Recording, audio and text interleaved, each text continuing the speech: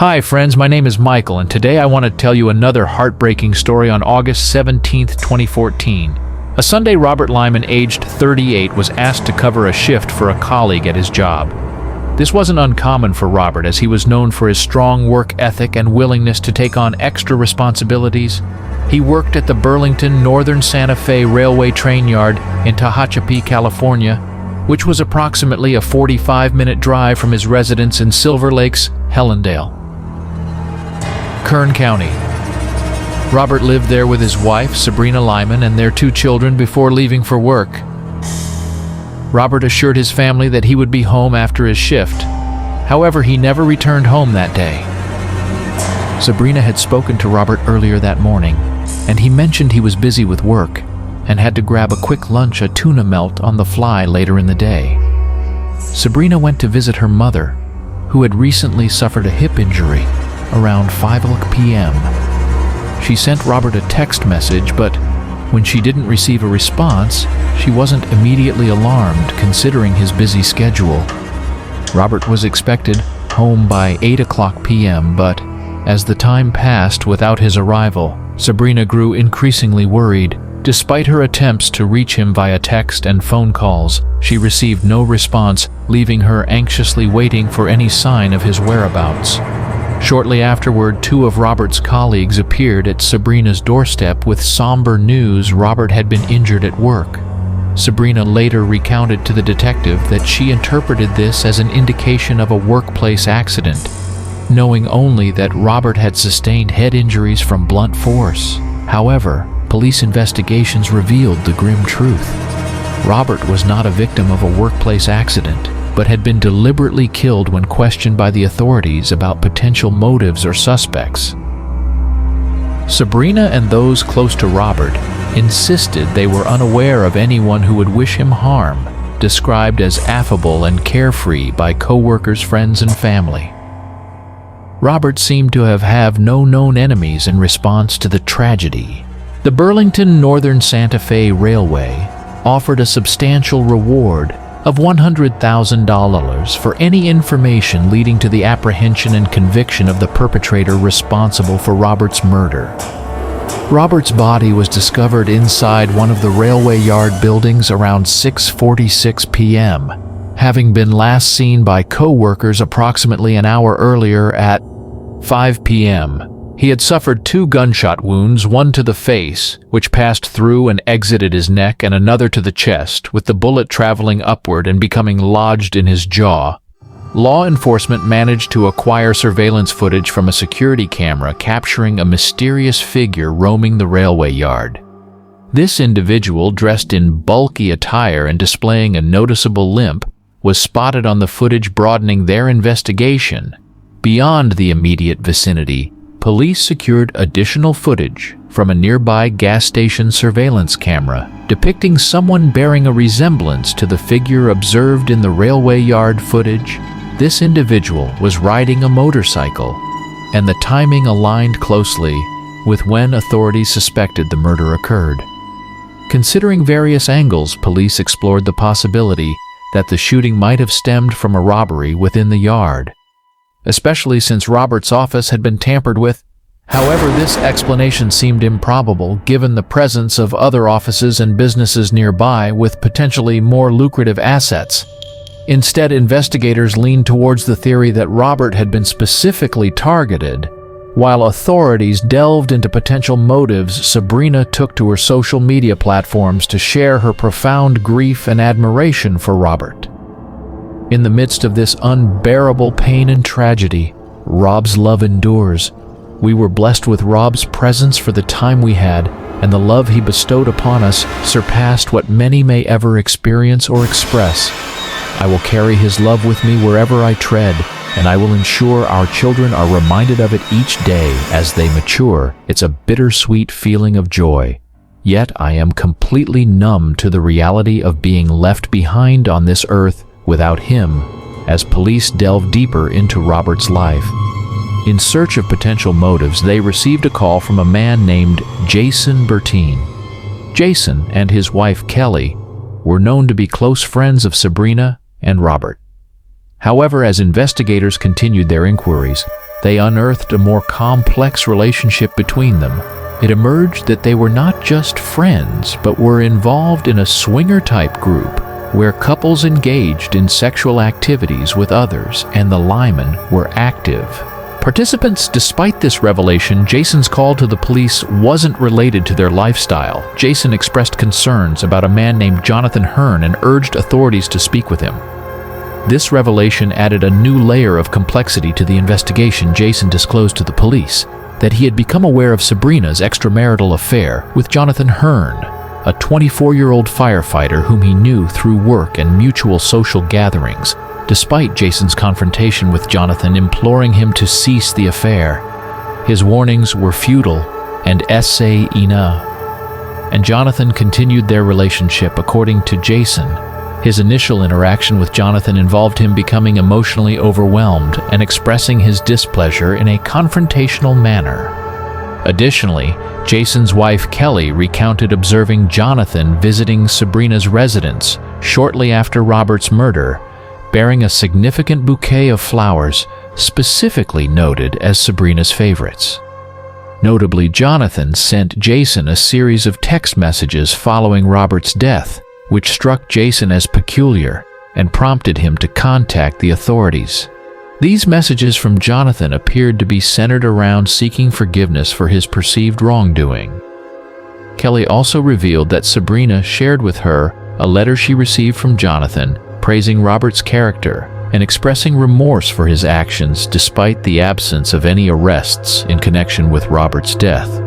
Sabrina appeared to be noticeably content about the letter, prompting Kelly's unease regarding the situation. Kelly recounted Sabrina's reaction, saying, "Isn't this sweet? Listen to this. Listen to how sweet Jonathan is." Detectives harbored suspicions regarding Jonathan and Sabrina's involvement in Robert's death. However, they opted not to disclose their knowledge of the affair to Sabrina during the ongoing investigation. Instead, they subtly probed into Sabrina's marriage, utilizing Robert's phone, which contained explicit images of various women, including Sabrina herself, when questioned about possible infidelity or an open marriage arrangement. Sabrina adamantly denied any such arrangement, asserting that she and Robert had a strong relationship. Sabrina's denial only fueled the detectives' suspicions if they were engaged in a consensual open relationship. Why lie? This discrepancy prompted further doubts about Sabrina's honesty and raised questions about what else she might be concealing. Over the course of a 3-month investigation, evidence confirmed Sabrina's long-term affair with Jonathan, spanning nearly 2 years. Detective, utilizing wiretaps and strategic planning, devised a simple yet effective strategy. He provided Sabrina with false details about their investigation and monitored whether she would divulge this information to Jonathan. Sabrina's subsequent sharing of these fabricated details validated the detective's suspicions. The recordings of Sabrina's calls with the detective revealed a troubling pattern. Shortly after ending conversations with law enforcement, she would promptly contact Jonathan and divulge the details of their discussions. Their conversations captured in these recordings often centered around their professed love for each other, acknowledgement of their sins, and their shared quest for divine forgiveness. Their conversation were laden with pleas for divine absolution, with Jonathan acknowledging, "We've been dirtbags, we've been sinners." As the investigation unfolded, law enforcement officers meticulously gathered information, not only through phone recordings, but also by scrutinizing surveillance footage and following up on tips phoned into the hotline. When authorities obtained a clearer image of the individual captured in the surveillance footage, they presented it to Sabrina, citing a tip identifying the man as someone named J.N., who had connections to Robert. Upon questioning, Sabrina provided the names of 2 men she knew named J.N., but notably omitted any mention of Jonathan. However, others familiar with Jonathan recognized him in the image and promptly alerted the police. Both Jonathan and Sabrina were arrested and questioned in relation to Robert's murder. Sabrina was released due to lack of evidence. Jonathan was charged with first-degree murder, Sabrina was informed that she would be summoned to testify against Jonathan. Yet this scenario never materialized, however, unbeknownst to Sabrina. At the time, Jonathan had decided to cooperate with the authorities in exchange for his cooperation and to avoid the prospect of a life sentence without parole. Jonathan entered a guilty plea for manslaughter. He was subsequently sentenced to 25 years and 4 months in prison. Jonathan acknowledged his culpability for voluntary manslaughter with firearm enhancement, attempted murder, poisoning, and accessory to murder. Meanwhile, Sabrina found herself charged with first-degree murder, to which she pleaded not guilty. During Sabrina's trial, the prosecution put forward the argument that while Jonathan physically carried out the act of shooting and killing, Robert Sabrina was an active participant in the planning and execution of the murder, thus making her equally culpable. Prosecutor Eric Smith emphasized to the court that there was substantial evidence beyond Jonathan's testimony implicating Sabrina, including wiretapped phone calls, text messages, and her deceitful behavior towards law enforcement. These pieces of evidence, Smith contended, pointed towards Sabrina's complicity in facilitating the crime. The court was presented with details regarding the extensive communication between Sabrina and Jonathan on the day of Robert's murder, with Jonathan placing 5 calls to Sabrina, totaling 3 hours and 43 minutes of conversation. Furthermore, the prosecution highlighted Sabrina's role in providing Jonathan with information about Robert's whereabouts and work schedule on the day of the incident. Prosecutors argued that Sabrina's motive for orchestrating her husband's murder stemmed from her desire for a new life with Jonathan. They asserted that Sabrina aimed to eliminate Robert so she could marry Jonathan and have him assume a paternal role for her children. Additionally, the prosecution pointed out a potential financial incentive for Sabrina, as she stood to gain $300,000 from life insurance payouts and could potentially receive a settlement from Robert's employer due to his death occurring at the workplace. Jonathan emerged as the key witness for the prosecution, providing crucial testimony regarding the planning and execution of Robert's murder.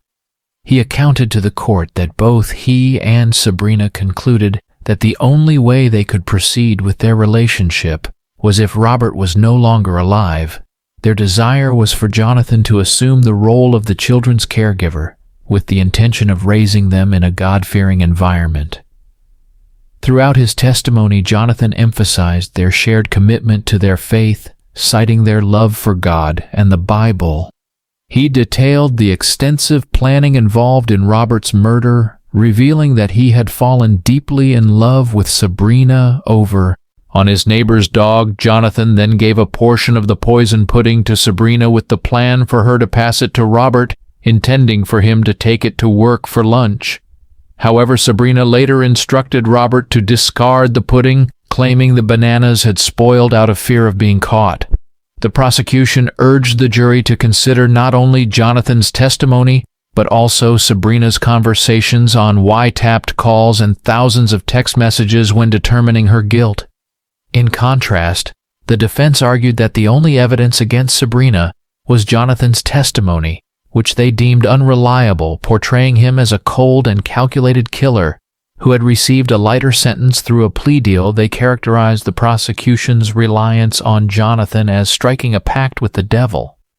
Sabrina took the stand during her trial and confessed to having an affair with Jonathan, but maintained that she was unaware of his plan to kill her husband.